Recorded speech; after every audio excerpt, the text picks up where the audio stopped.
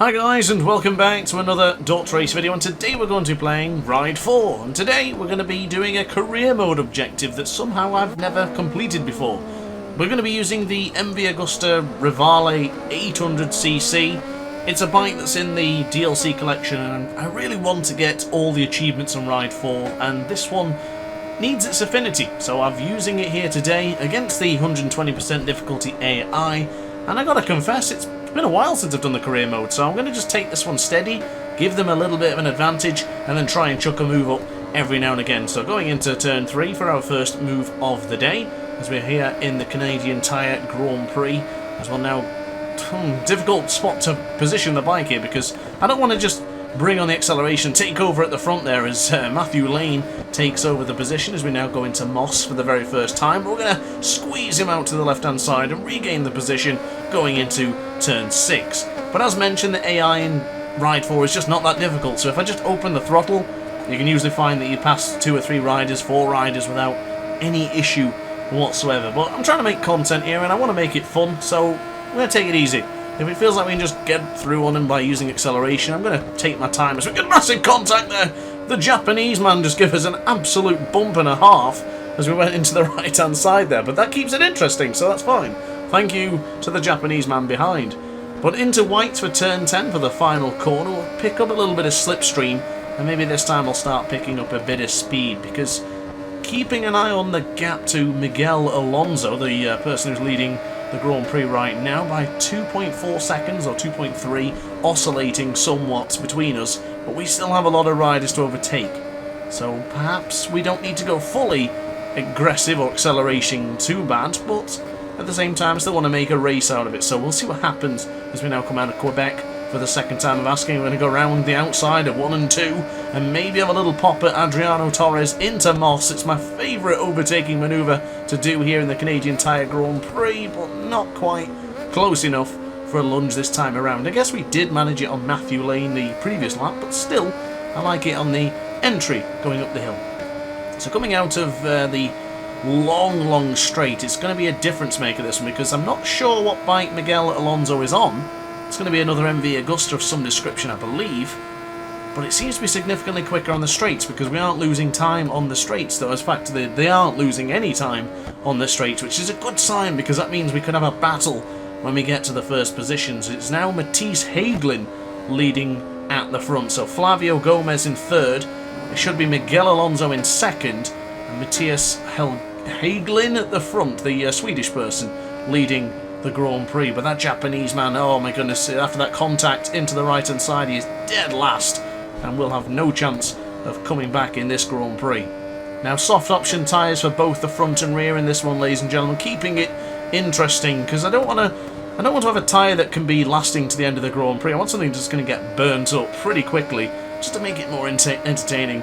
But going around the outside and then back up on the inside of Flavio Gomez, we are 0.5 of a second quicker than the previous lap time, which was the best of the race, the 1:17.896, but very strong into Moss, strong into the right hand side for turn 6 as we now turn it to the left hand side here at 3:30 in the afternoon, as we'll bring on the power, get into the slipstream of Alonso, get into the slipstream of Hagelin, and maybe then we'll have a chance of a pop going into the right hand side. But I'm going to just take it ever so slightly here, going into the right hand side. We don't need any daring lunges, we don't need all the slipstream in the world to get us there, because we'll definitely beat him. It's just a matter of when. When do we go for the lunge? And I would like a little pop going into whites for turn 10. That could be a nice interesting manoeuvre, which is a rare overtaking spot for me, I will confess. But another Rivale 800cc to the left hand side there, getting picked up into turn 1. We will now bring on the battle, bring on the power to the rider in first position, and I think that might be an RVS. I can't quite tell from this angle. I do recall one of the bikes having the number plate on the wheel, and I just don't know which bike it is. I can't really figure it out from here. I'm going to gamble and say it's the RVS, but regardless, the Swede against the Brit, only going to be one winner, and it did that weird glitch where the rider suddenly started. Oh my goodness, I thought he actually gave up. He came back with a vengeance, so we'll now go into Moss, into turn 5. Not going to happen here, but coming out of turn 6, get into the slipstream, it's going to be over. Good night, Matisse Hagelin. Matisse, I don't know how you pronounce it, MH, as we now go up at the inside, getting really close. I'm trying to give him a bit of slipstream so he can then bring on the power, then bring on the fight for the final couple of corners. And there he is. He's going to give it to us. We love this. We love to see the fight. We love to see the battle in Ride 4 as we'll now go to the left-hand side. Going to go round the outside. Not quite an opening this time around, but into whites for turn 10. Goodness me. The AI flew around the corner then. That was absolutely beautiful. This is what we need to see. This is what we want from the AI in Ride 4. Giving us what for? Giving us a battle like they do in MotoGP 22. This time around, I don't think he can fight back. It's the last lap of the Grand Prix. I've not shown my true colours yet. I know I can do much better lap times than this, so I'm sorry, Matthias Hagelin. I've pronounced that name wrong every single time, I'm guessing. But I'm going to churn out the fast lap times. Here it comes. So bringing on the acceleration, bringing on the power to drop it down for the left-hand side for turn 4. Very gentle acceleration coming out the corners. We now brake quite firm, but gentle at the same time. Work that out if you can, but into Moss we'll go. Bringing on the power, flicking it to the left-hand side, gradually leaning the motorcycle over. If you need any assistance regarding bike control, check out my hand cam control overlay guides, because it'll show you how I'm doing such things with the controller right now. But 0.2 of a second up into the final sector we'll go to the right-hand side. Beautiful lean angle here as we're going to gradually flick the bike over, nice and calm, into whites for turn 10, because another victory is beckoning DrAce. 2.5 seconds Grand Prix victory here in the Canadian Tire Grand Prix.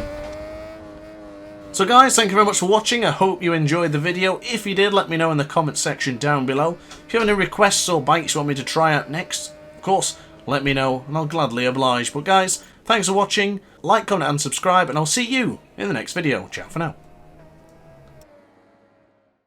Oh hi, didn't quite see you there. Good to see you're still here. If this video didn't quite set your appetite, then why not watch some more DrAce content by clicking the video shown on screen now. Furthermore, if you would like to follow me on social media, you can do so now with the links down in the description.